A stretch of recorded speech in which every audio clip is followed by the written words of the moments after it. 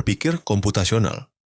Berpikir komputasional adalah cara berpikir yang melibatkan kemampuan untuk memecahkan masalah secara sistematis dan logis, dengan pendekatan yang mirip seperti cara kerja komputer. Bukan hanya soal memakai komputer, tapi tentang memecahkan masalah, merancang solusi, dan memahami proses secara terstruktur dan efisien.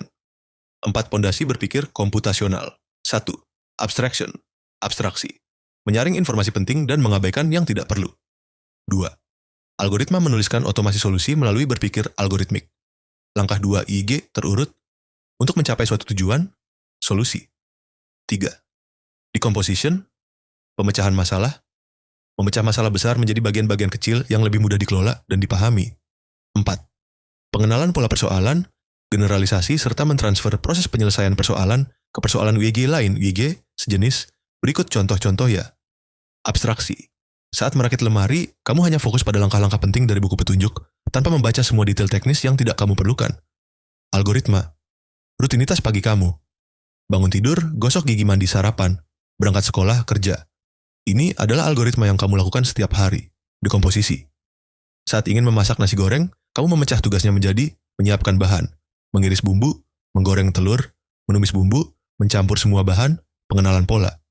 Kamu menyadari bahwa setiap pagi jalanan macet di jam 7 sampai 8.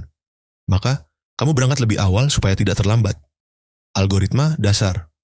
Pencarian. Pencarian adalah proses mencari data tertentu dalam sebuah kumpulan data seperti daftar, array, list.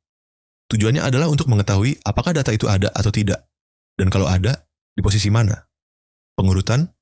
Pengurutan, sorting, adalah proses menyusun data dalam urutan tertentu, biasanya naik, ascending, atau turun, descending, agar data lebih mudah dibaca, dicari, atau diolah.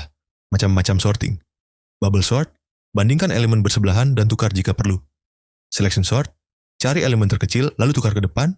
Insertion sort, sisipkan elemen ke posisi yang tepat dalam bagian yang sudah terurut. Merge sort, pecah daftar jadi bagian kecil, urutkan, lalu gabungkan kembali secara terurut. Quick sort, pilih satu elemen sebagai pivot, pisahkan data jadi 2 bagian, lebih kecil dan lebih besar dari pivot, lalu urutkan secara rekursif. Struktur data, cara menyimpan dan mengatur data di dalam komputer agar data tersebut dapat digunakan secara efisien. Dengan struktur data, kita bisa mengakses data dengan cepat, menyimpan data dengan rapi, melakukan operasi seperti pencarian, penghapusan, penambahan dengan mudah. Stack dan queue.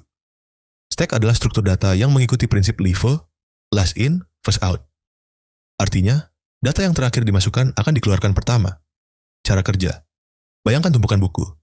Kamu menumpuk buku satu persatu, letakkan buku A, tumpukan A, letakkan buku B, tumpukan A, B, letakkan buku C, tumpukan A, B, ditata C.